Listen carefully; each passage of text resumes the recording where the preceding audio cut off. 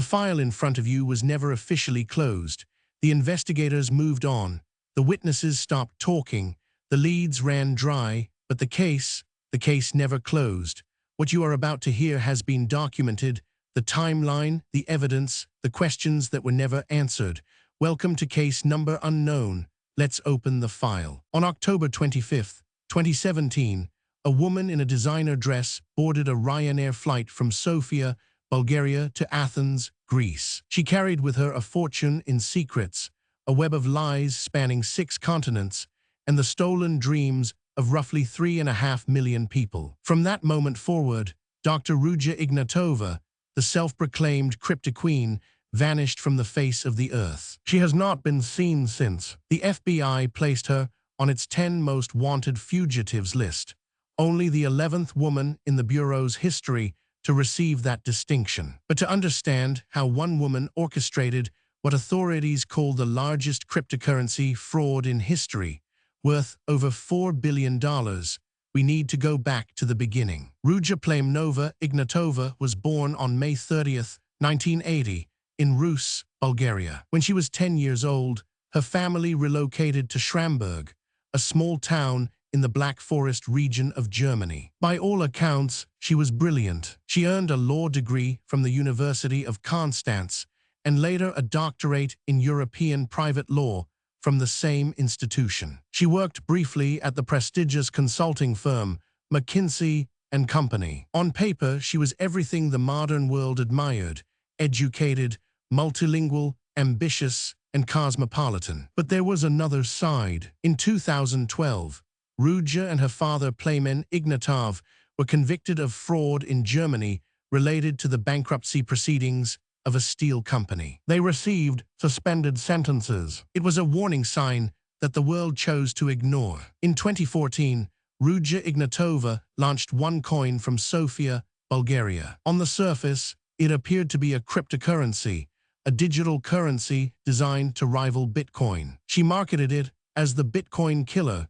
the next revolution in digital finance. OneCoin promised massive returns. Early investors were told their tokens would eventually be listed on public cryptocurrency exchanges, where the value would skyrocket. The pitch was seductive, especially to people with limited understanding of how blockchain technology actually works. And that was precisely the point. Because OneCoin had no real blockchain. It had no decentralized ledger. It had no mining process. The entire technological foundation of the cryptocurrency was, according to prosecutors, a fiction. The coins existed only on OneCoin's own internal servers, and their value was set entirely by the company itself. It was, in the words of the United States Department of Justice, a massive global fraud. But Ruja did not simply build a scam. She built a spectacle. She understood the power of image, of presentation, of belief. She appeared at lavish events in capital cities around the world, always immaculately dressed, often dripping in diamonds and designer fashion. She spoke at a sold-out event at Wembley Arena in London in June 2016, standing before thousands of cheering supporters who believed she was ushering in a new financial era. The crowd chanted her name. She told them that in 2 years, nobody would even remember Bitcoin. The atmosphere was less like a business conference and more like a religious revival. And in many ways, that comparison is disturbingly accurate. OneCoin operated using a multi-level marketing structure. Investors purchased educational packages about cryptocurrency, packages that cost anywhere from €100 to over €100,000, and each package came with tokens that could be mined into OneCoins. Crucially, investors were encouraged to recruit others, earning commissions on the sales made by those they brought in. This pyramid structure is what allowed the scheme to metastasize across the globe with breathtaking speed. OneCoin spread through communities in Uganda, in India, in China, in Pakistan, in the United Kingdom, in Germany, across Latin America. It targeted people who were often financially vulnerable, people seeking a way out of poverty, people who trusted friends and family members who had already invested. Entire life savings were poured into the promise of a digital fortune that would never materialize. By 2016, OneCoin was generating billions. Internal documents later obtained by investigators revealed that the company brought in approximately $4.4 billion between the fourth quarter of 2014 and the third quarter of 2016 alone. Some estimates of total losses run even higher. The money flowed through a Byzantine network of shell companies and bank accounts across multiple countries, including the Cayman Islands, Dubai, and Bulgaria. Ruja herself amassed a personal fortune. She purchased a lavish penthouse in London's Kensington neighborhood, valued at close to $20 million.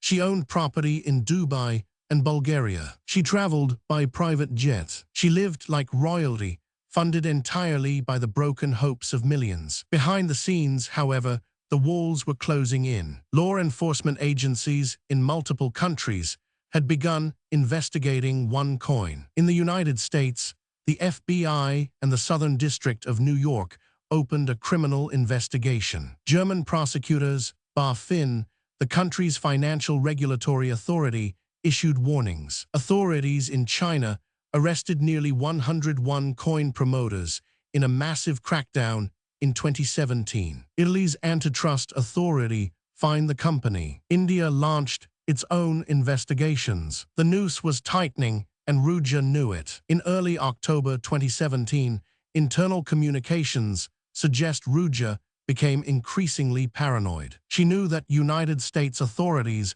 were building a case. She knew extradition was a real possibility. And then, on October 25th, she boarded that flight to Athens. She has never been publicly seen or heard from again. Some investigators believe she obtained a new identity, possibly through connections to organized crime. Bulgarian journalist Dimitar Stoyanov, who spent years investigating OneCoin, has reported that Ruja had close ties to Bulgarian organized crime figures, including individuals linked to drug trafficking networks with the resources and expertise to make a person disappear. German investigative podcast and media outlet Genau have explored the theory that she may have undergone plastic surgery. Some intelligence analysts believe she may be living in Dubai or Russia, or possibly somewhere in Southeast Asia. Others fear a darker possibility, that she was killed by criminal associates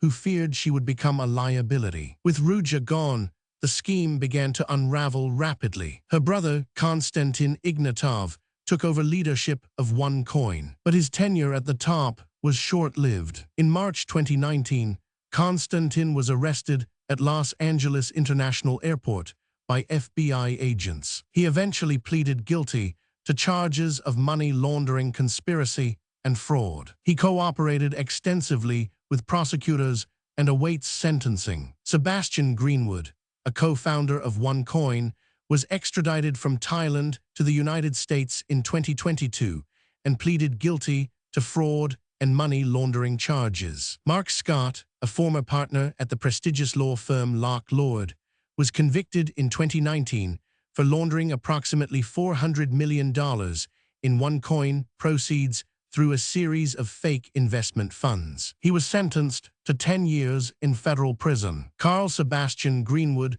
received a 20-year sentence in 2023, one of the longest fraud-related sentences in recent memory. The judge called the scheme one of the largest international fraud schemes ever perpetrated. But the Cryptoqueen herself remains free. In June 2022, the FBI added Ruja Ignatova to its 10 most wanted fugitives list, offering a reward of up to $100,000 for information leading to her arrest. That reward was later increased to $5 million. Europol has also issued a warrant. Despite these efforts, despite years of international cooperation and investigation, she has not been found. A United States indictment charges her with wire fraud conspiracy, securities fraud, and money laundering conspiracy. If convicted, she faces decades in prison. What makes the OneCoin story so devastating is not just the scale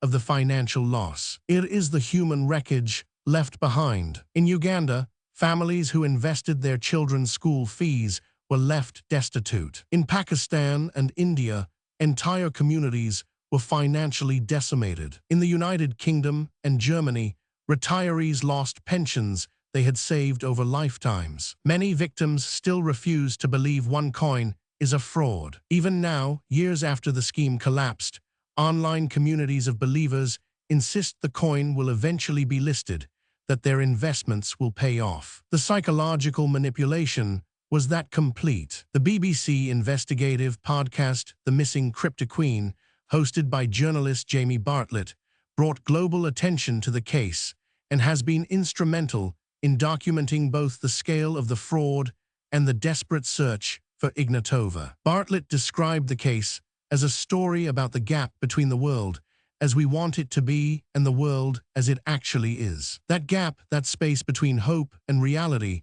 is where con artists have always lived, and Ruja Ignatova exploited it with surgical precision. As of today, Dr. Ruja Ignatova remains one of the most wanted fugitives on the planet. Billions of dollars remain unrecovered. Millions of victims remain without justice. The woman who promised to change the world with a revolutionary cryptocurrency instead perpetrated one of the greatest frauds in modern history and then simply disappeared. The question that haunts investigators, journalists, and victims alike is deceptively simple. Where in the world is the Cryptoqueen? And will she ever face the consequences of what she built? The investigation is ongoing. If you have a case you think deserves a file, leave it in the comments. New files open every week. Subscribe, because the truth has a way of surfacing, no matter how long it takes.